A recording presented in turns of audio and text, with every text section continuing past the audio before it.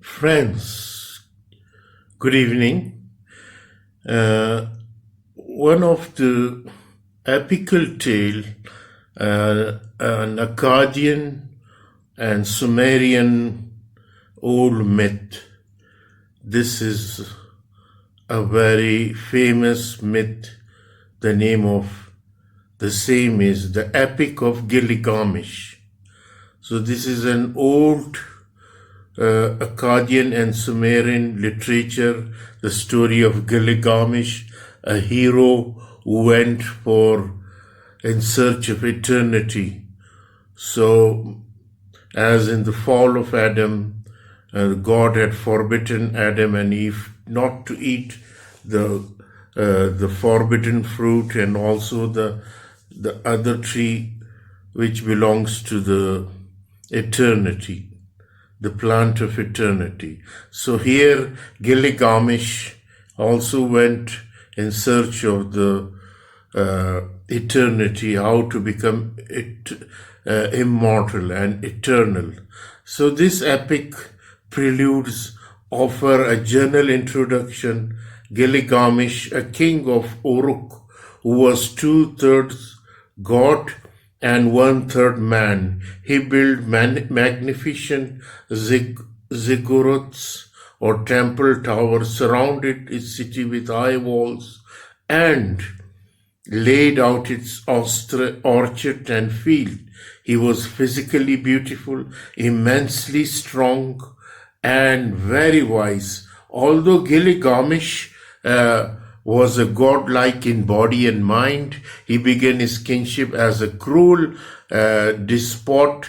He lorded over his subject, raping any woman who struck his infancy, whether she was the wife of one of the warriors or the daughter of a nobleman. He accomplished his building project with forced labor, and exhausted subjects groaned under his oppression. The gods heard this subject pleas and decided to keep Gilgamesh in check by creating a wild man named Enkidu, who was as magnificent as Gilgamesh. Enkidu became Gilgamesh's great friend, and Gilgamesh's heart was shattered when Enkidu died of an illness inflicted by the gods. Gilgamesh then traveled to the edge of the world and learned about the days before the deluge and other secrets of the god, and he recorded them on the stone tablets. So, eventually, the epic begins with Enkidu.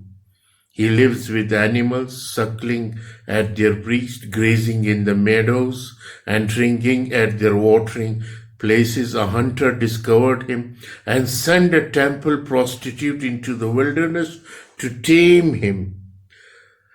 In that time, people considered women and sex calming forces that could domesticate wild man like Enkidu and bring them into the civilized world.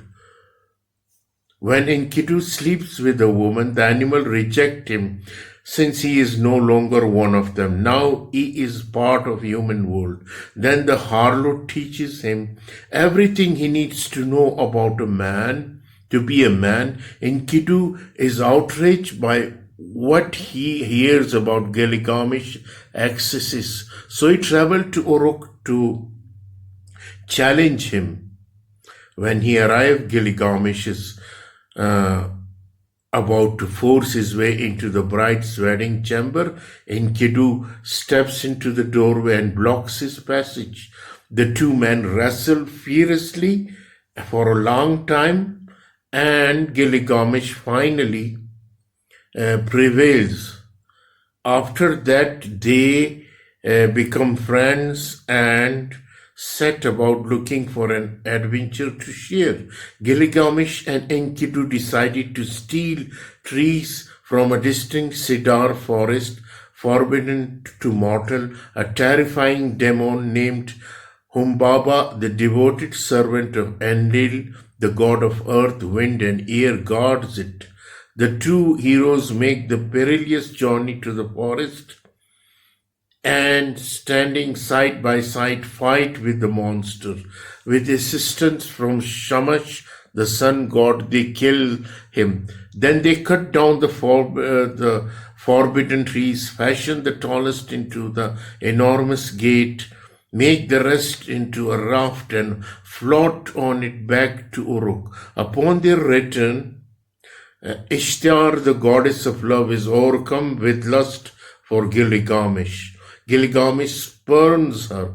Enraged, the goddess asks her father Anu, the god of the sky, to send Bull of heaven to punish him. The bull comes down from the sky and bringing with him 7 years of famine.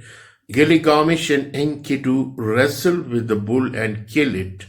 The gods meet in council and agree that one of two friends must be punished for their transgression.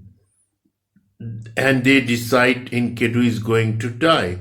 He talks ill, suffers immensely, and shares his vision of the underworld with Gilgamesh. When he finally dies, Gilgamesh is heartbroken. Gilgamesh can't stop grieving for Enkidu, and he can't stop brooding about the prospect of his own death, exchanging his kingly garment for animal skin as a way of mourning Enkidu. He sets off into the wilderness, determined to find Utnapishtim, the Mesopotamian Noah. After the flood, the gods had granted Utnapishtim eternal life, and Gilgamesh hopes that Utnapishtim can't tell him how he might avoid death too. Gilgamesh's journey takes him to the twin-peaked mountain called Mashu, where the sun sets into one side of the mountain at night and rises out of the other side in the morning. Utnapishtim lives behind the mountain, but the two scorpion monsters that guards its entrance refuse to allow Gilgamesh into the tunnel that passes through it. Gilgamesh pleads with them and they relent.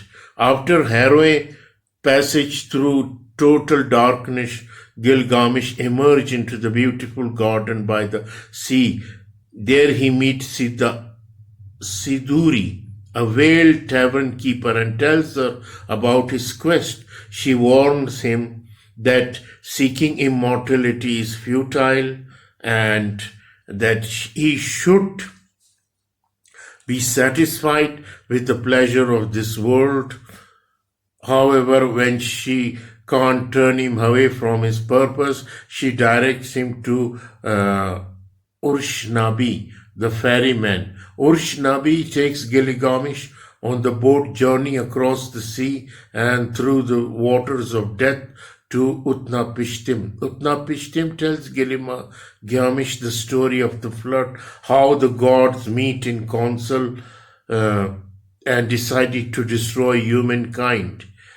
Ea, the god of wisdom, warned Utnapishtim about the gods' plan and told him how to fashion a gigantic boat in which his family and the seed of every living creature might escape. When the water finally receded, the gods regretted and they done and agreed that they would never try to destroy humankind again. Utnapishtim was rewarded with eternal life.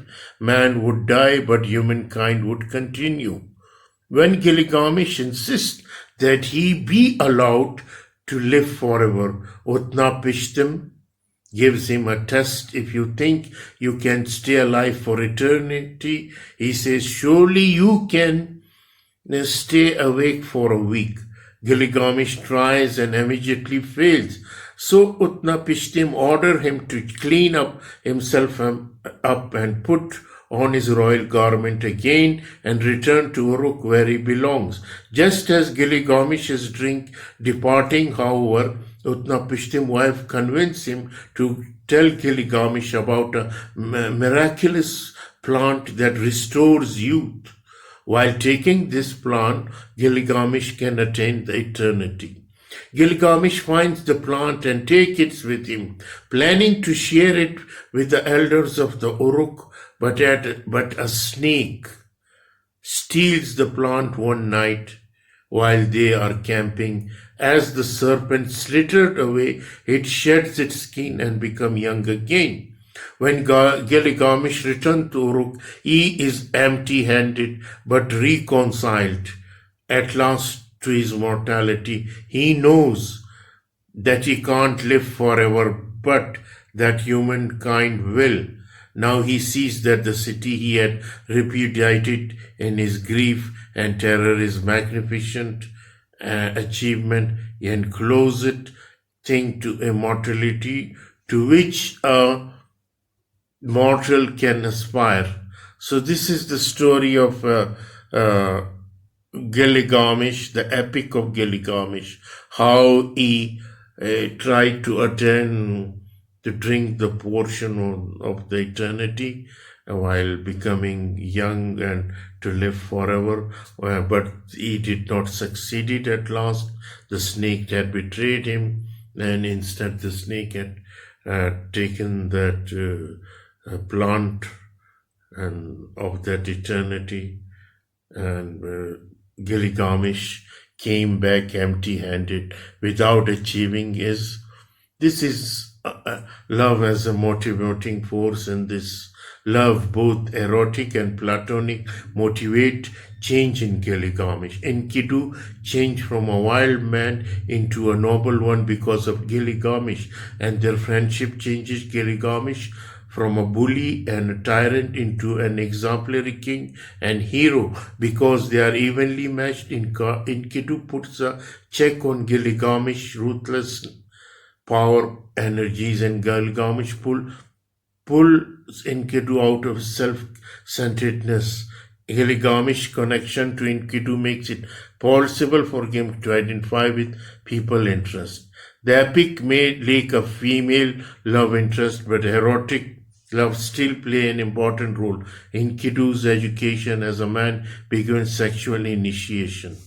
So this is the theme of this